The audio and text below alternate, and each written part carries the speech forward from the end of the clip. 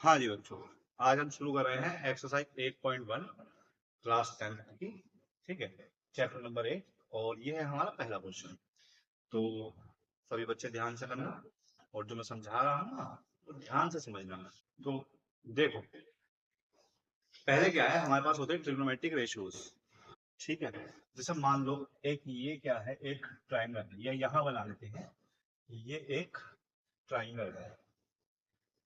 इसका right angle जो है वो कहाँ है, बी पर, तो इसको ए मान लेते हैं, या पहले ए दे रखा तो इसको सी मान लेते हैं और इसको ए मान लेते हैं। ये हमारा एक ट्राइंगल है। एक बात याद रखना, ट्रिग्नोमेट्री हमेशा किस में लगेगी, राइट एंगल ट्राइंगल में।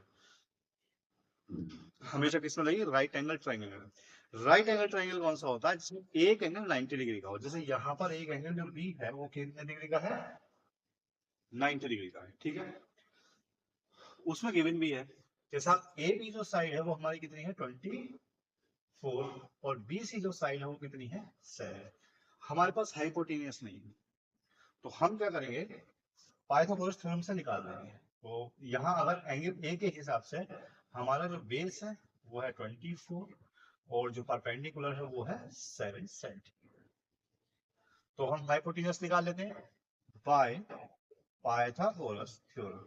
क्या है, हाइपोटेनियस का स्क्वायर, परपेंडिकुलर का स्क्वायर प्लस बेस का स्क्वायर। ठीक है, हाइपोटेनस का स्क्वायर तो हमको पता ही नहीं है। परपेंडिकुलर हो गया 7 का स्क्वायर और बेस क्या हो गया हमारा 24 का स्क्वायर। तो हाइपोटेनियस का स्क्वायर तो ये कहेंगे 49 प्लस 576 और दोनों को प्लस करेंगे 625। ठीक है, एक लाइन खींच लेते हैं। यहाँ आ जाएगा क्या, जब यहां से स्क्वायर हटेगा तो यहाँ आ जाएगा क्या, रूट।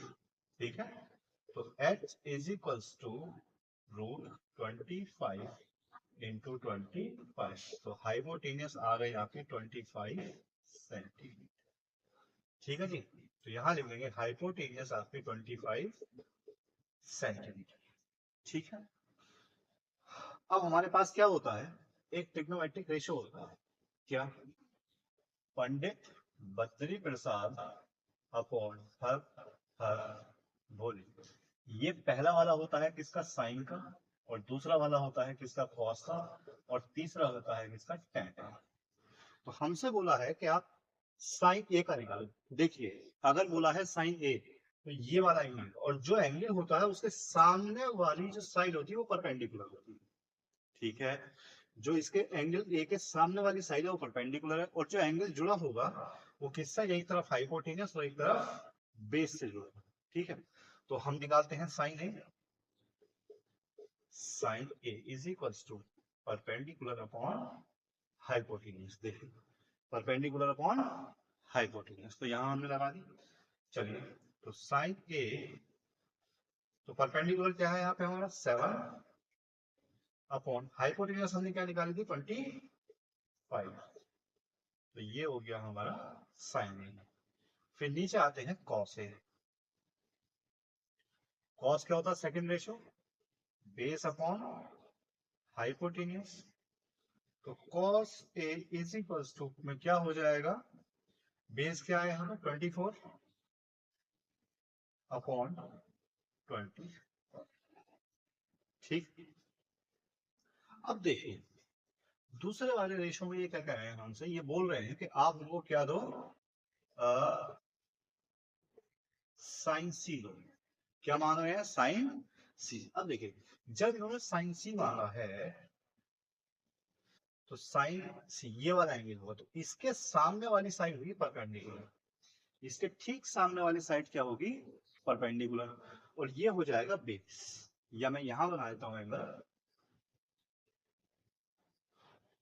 ये हो गया सी, ये हो गया ए, और ये हो गया बी। तो देखो, बी सी क्या थी हमारी 7 और ए बी क्या थी 24 और ये है 25। ठीक, अगर यहाँ एंगल ए माना है तो एंगल, सॉरी सी माना है, तो इसके सामने वाला एंगल क्या होगा, परपेंडिकुलर होगा। तो यहाँ क्या हो गया, sine is equals to perpendicular upon hypotenuse, sine C. और यहाँ परपेंडिकुलर क्या है आपका 24/25, ठीक है। और cos c क्या होगा, रेशो तो वही रहेंगे क्योंकि रेशो तो चेंज होते नहीं है, तो cos c is equals to क्या है बेस 7/25। ये आपका हो गया क्वेश्चन नंबर 1 कंप्लीट। इसमें कोई भी दिक्कत आती है, कैसी भी दिक्कत आती है, आप कमेंट करिएगा, हम आपका आंसर देंगे। ठीक है, बहुत ही सही से समझाया है, अगर कहीं कोई दिक्कत रह गई हो तो आप लोग उनको बताइएगा। ठीक, नेक्स्ट क्वेश्चन पे चलते हैं।